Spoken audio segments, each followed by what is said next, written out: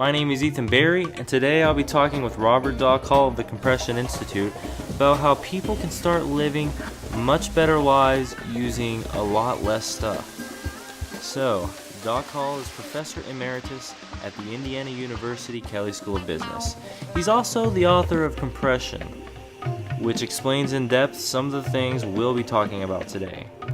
Doc started out in manufacturing, and after a career of promoting lean operations in corporations all over the world, he came to the conclusion that business as usual has put the earth and all of the creatures living on it at risk. He's calling for a transformation in values and how we think and how we measure our health. One of the ways he proposes to do this is by assigning value to our relationship with nature. Simply put, he's talking about a business revolution. So without further ado, here's my conversation with Doc Hall. I hope you enjoy. Like many people, I've been caught up in this endless news cycle of doom and gloom when it comes to global warming and the plethora of other issues facing humanity today. And I wanted to sit down and have a conversation with you because I know you have some ideas, principles, guidelines as to how people can start modifying their behaviors in ways that alleviate the pressure of some of these issues. I was hoping we could get into that today. Oh, I'm sort of hoping if you could make something like compression thinking principles, something that people would actually track, maybe something would happen. At least their mental process changes, and it's even better if they can, like being here, they're actually around nature more and observe. It's not something distant and abstract. Worst, I think we've got to do this pretty quickly. Most human value changes take several generations to go through. We don't have several generations. We got to figure out how to do this in a squeeze. That too is part of compression. What's the compression that we have to go through in our own value system? That's everything fitting up together, everything dependent on everything else, lots of feedback loops in nature, sometimes in the economy, and sometimes they fool us. We don't get the results we thought we were going to. You plant a seed, you don't know what you'll get. And that's different from looking at life as here's just a narrow objection, let's go for it, and, forget all the consequences that might happen. And that's more the way business people think. So if you pursue that a little ways, let's just say that wealth is really health. Not just our health, but the health of all of the life around us, because we depend on all of it. And so good health is being in a condition whereby you can contribute to your own improvement, to the improvement of everything around you, to maximizing life, so to speak. And all the artifacts we got don't necessarily do that. So that's a very different view of the world. That may be a little hard to do here. Well, maybe it's easy to do right where we are right now, but if you get away from here and the radio's going and you got a computer and you got a phone, and it's an attention economy, and we all have sort of a attention deficit. Yeah. You can't pay attention to all of it. So how do you filter out what you pay attention to and what you don't? And can you look beyond that to say, oh, what's really going on with the world? Because if you look at it in what we physically do, you get a different picture from all the little distractions that come at you. Going back to your 6 rules of compression, how can these serve as kind of like a guide to living this more symbiotic relationship with nature? Well, I try to follow them, not always terribly successfully, because we're all creatures of the modern economy. You can't escape it. but it's a way to try to escape it and figure out what are we really doing. And my idea is that if we can practice principles of compression thinking and do that sort of consciously, at some point we've conditioned ourselves to see the world differently, and it's sort of automatic, kind of unconscious to us. Okay. So, what's an example of one of these rules? Well, I've got 6 of them, and the first one is just the earth is finite. Therefore, we collectively, humanity, can't keep doubling our use of resources every 20 to 30 years indefinitely. There's kind of a wall here, and if you're observant, you maybe see it coming. But at some point, you got to conclude, our value systems of what we want has to change. You can't have a truly extravagant mode of living, consuming lots and lots of resources, and preserve the nature that supports us. And we're at that point. There are 5 more of these principles. One of them's quality over quantity, always. A good example of that is nutrition. If any living thing doesn't have enough nutrient, can't support its own metabolism, it's going to die. It'll starve. On the other hand, if you're taking on way more than your metabolism can handle, you're probably sick too. But what is a pattern of nutrition that keeps you from needing remedial acute health care? Yeah, so preventative medicine. Yes. Not doing what's best for you now, doing what's best for you in the long run. And that's living as well and maybe a lot better and using a lot less. And it's that which we need to get into much better balance with the natural world. So where do learning groups fit into this image? Yeah, I refer to that as the third principle, economy of learning, not economy of scale. A work organization can be too big, it can't communicate with itself. And learning really means figuring out what needs to be done, what's effective that needs to be done, and doing it. It isn't a constant focus on efficiency, doing something that may be just making us sicker. And so a learning group is a group of people who may have some techniques, dialogue, and others to help guide them in doing exactly that. So this sounds like a pretty ambitious goal to me. What are some new measurements for success that we can adopt to gauge how well? Well, if you're in business, or even if you're not today, you got to use some financial measures just to keep from going broke. But the ones that need to dominate are measures from nature. One of my favorites from that is just the return on energy. Most life, including animals, you can watch it with birds, they try to spend minimum energy obtaining food. And if they get enough for their own metabolism, they have energy to do a lot of other things, mainly reproduce and create more life.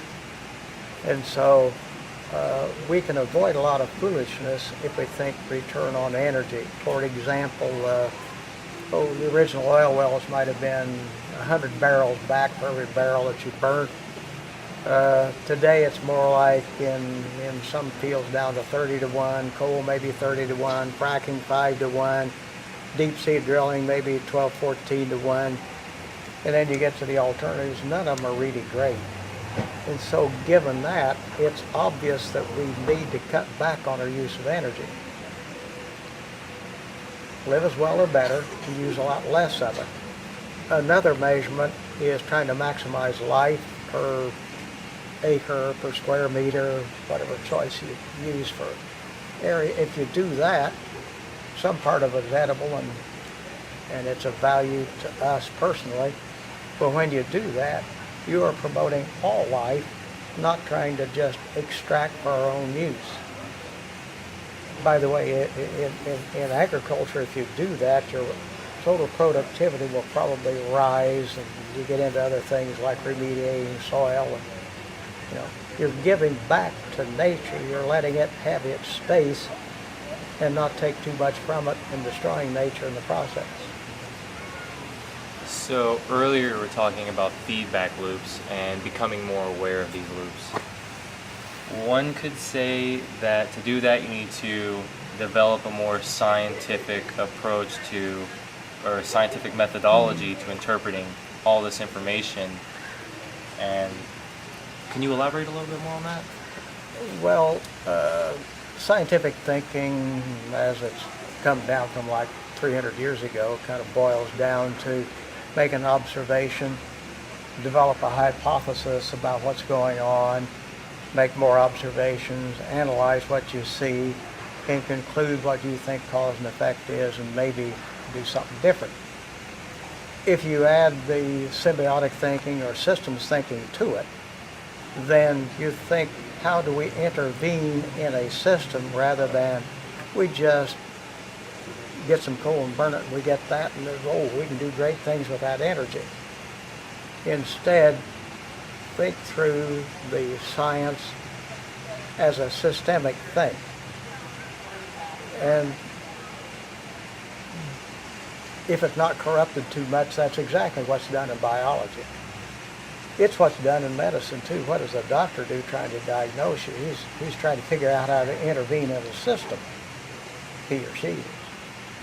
And so that's what we all need to do much more. It isn't just the basic science like the scientific method you might have learned about 7th or 8th grade. It's a pattern of thinking of what is this system, what will happen if we intervene, will that be a positive feedback loop to us and to other things, or will it go negative? Cancer, for example, is, from the view of our health, that's a negative feedback loop. Something is going wrong, that cellular growth is not inhibited, something went wrong with the system, the feedback loop isn't operating. What do we do to fix the feedback loop instead of just trying to burn the cancer out? And so that's the kind of thinking that's needed. Much better than never gotten the cancer to begin with. Well, what would one of these symbiotic interventions look like? Oh, my favorite for that one is from nutrition. Just listening to a nutritionist over the weekend, whose specialty is diagnosing people with pretty severe allergies or malnutrition of some sort, and figuring out what can be done primarily with a diet to intervene in them, to slowly bring them back into a better balance with nature and with themselves. And that's a different thought about medicine. Sometimes it's called naturopathic, sometimes it's called holistic medicine.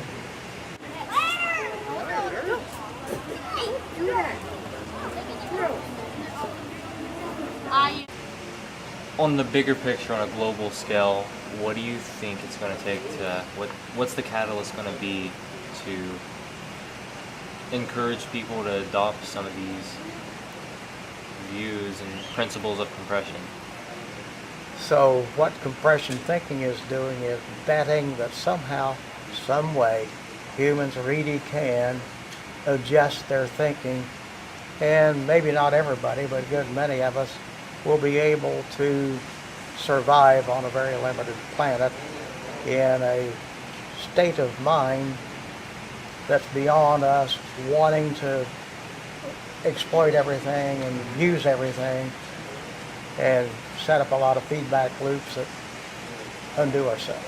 Well, how might technology get us out of this hole, let's say, in the development of new forms of energy? Well, we need new forms of energy, but if we need to decrease overall energy, the simplest way to do it, and the fastest, is just figure out how to use less of it. Don't waste it so much. And so, certainly at home we try to do that to some extent. We got to stay warm, we got to do other things, you got to cook, but don't leave the lights on just because you forget. And so those are little things that could be done. Well, if it's that simple, why do you think the idea hasn't taken off? Oh, from big to small, one idea still with us is that to grow GNP, we need to grow, we need more energy, and if we didn't have the energy, the economy would collapse. Well, let's talk about how the economy collapses into something better, not something that continues the sickness we now see with it. And so, yes, we'll have probably some solar and wind and other ways to generate electricity, and then probably also do some fallback. If the electricity was off at your place for a week, what would you do? Shoot, I don't know. Yeah, well, whatever it is that you do, why can't you do some of that all the time? Yeah. And so this is thinking about resilience. If there's a disaster, what would you do? Well, if there's a disaster all the time, now what do you do? And instead of looking for more and more fossil fuels, look for alternatives and look for ways that we can live within the means that are provided by alternatives that are, if not at least carbon neutral. That's the general idea. How do you keep the use of energy pretty much life neutral and carbon neutral? Tying this all back into your idea of symbiosis, your 6 rules of compression, what does a business model look like in compression society? Just the phrase means that you have figured out a plan and you have projected what this will do, and you have pro forma balance sheets, income statements, and cash flows. And underneath all that is the idea that maybe some things are so important that they should not be subjected to that test. Health may be one. Education may be one. Almost anything that depends on human relationships. And so if you're talking about the future of business, let's talk about the future of symbiotic organization, what that plan is. And most likely they'll have to have some monetary budget, but it is not the objective to which they tie their aspirations. What is it about people's values today that are holding us back from this change, and what needs to change? So what holds us back? We are addicted to the idea of growth, and we're at a point where we have to say the world needs to be in much more of a steady state condition with nature, and our values have to accept that. The values would be a different idea of what wealth is, not endless acquisition and consuming just to be consuming. If you consume to live, you don't live to consume. And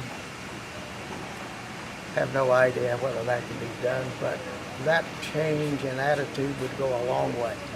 So relinquishing this idea of dominance and just realizing that we are just one small part of a larger system. Yeah. I don't know, I've referred to it in the past as a kind of a tribe of the whole. We are so different all around the globe, that may be sort of impossible, but could we have an overlay on it like a tribe for the whole? Yeah, so, and when you say whole, you're not just talking about humans, you're talking about birds, the bees, the flowers Yep, and the trees. the birds, the bees, the flowers, the trees. Yeah. Where we are is kind of a park made out of an old limestone quarry. If you look around, they may not have had to work too hard on parts of it just to get something going. Life will come right out of a rock if you let it. So I've even seen a great big olive tree, thousands of years old, almost growing out of a rock. It made its own soil as it grew, and it's still going. And it was here before the old Persian Empire. And so life wants to be here. Help nature do what it wants to do, preserve life. If you were totally unaware of that, what would you do? So, chop down the olive tree is a good spot to put a McDonald's. Yeah. And how can we change that idea of things where success is making money short term to success is preserving life very long term, including ours. What do you think this transformation in human values looks like, away from this endless cycle of consumerism to something that's more frugal and, like you said before, symbiotic with nature? Well, the obvious problem with all this is how do you translate this new kind of thinking into what do we do today, tomorrow, at least Monday morning. First of the year we'll have regular teleconferences. We'll invite you to them. We'd like to address that problem along with how do you change the thinking, particularly among business people, to be much more beneficial to us and all life than the system we all know that most of us grew up with. Well, hope you'll join us on Monday evenings at 8 p.m. Eastern, and for an hour or so, let's explore how we can promote compression thinking and symbiosis in thinking in business, not just in general.